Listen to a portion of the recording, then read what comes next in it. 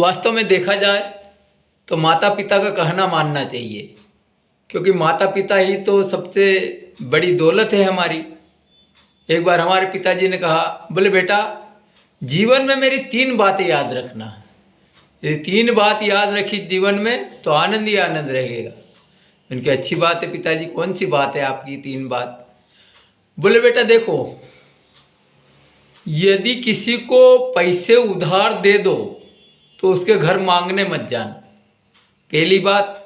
दूसरी बात, शादी हो जाए और घरवाली आ जाए तो कोई काम बिगाड़े तो उसे खूंटे से बांध के मारना। तीसरी बात, यदि खेती करो तो छाँव में जाना और छाँव में आना। उनकी अच्छी बात है पिताजी। पिताजी का स्वर्गवास हो चुका था, थोड़े दिन बीते उनके सारा कार्यक्रम होने के बाद में हमने सोचा पिताजी की बातों के ऊपर चलना पड़ेगा भैया यार। हमने जिसे भी उधार दिया उसके घर मांगने नहीं गए, पहली बात। दूसरा, शादी हो गई, घरवाली आई, अब घरवाली काम तो बिगाड़ती है यार देखो, तो उसे खूंटे से बांध के मारा तो वो चली गई। हमने कहा क्या हो रहा है यार पिताजी की बातों से यार। फिर छाँव में जाना और छानों में आना, तो हमने क्या करा यार, हमने टेंट वाले से बोला, मैंने कहा भैया घर से तो वहाँ तक टेंट लगा दो, हम छाँव में जाएंगे, छाँव में आएंगे।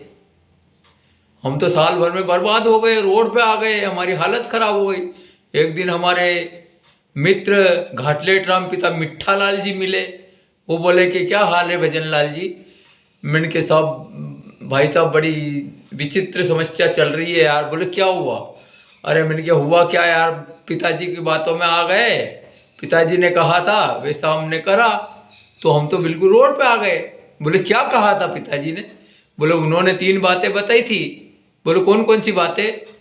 बोले एक तो ये, बोले किसी को पैसे दे दो तो उसके घर मांगने नहीं जाना, और दूसरी बात, दूसरी बोले घर वाली कोई काम बिगाड़े तो उसे खूंटे से बांध के मारना, और तीसरी बात छाँव में जाना और छाँव में बहाना।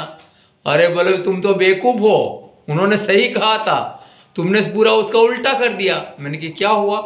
अरे हुआ क्या, उन्होंने कहा था भाई किसी को भी भले 100 रुपये दो तो 200 रुपये का सामान गिरवे रखो अपने पास में, तो वो भागता हुआ आएगा और उसका सामान ले जाएगा ब्याज सहित।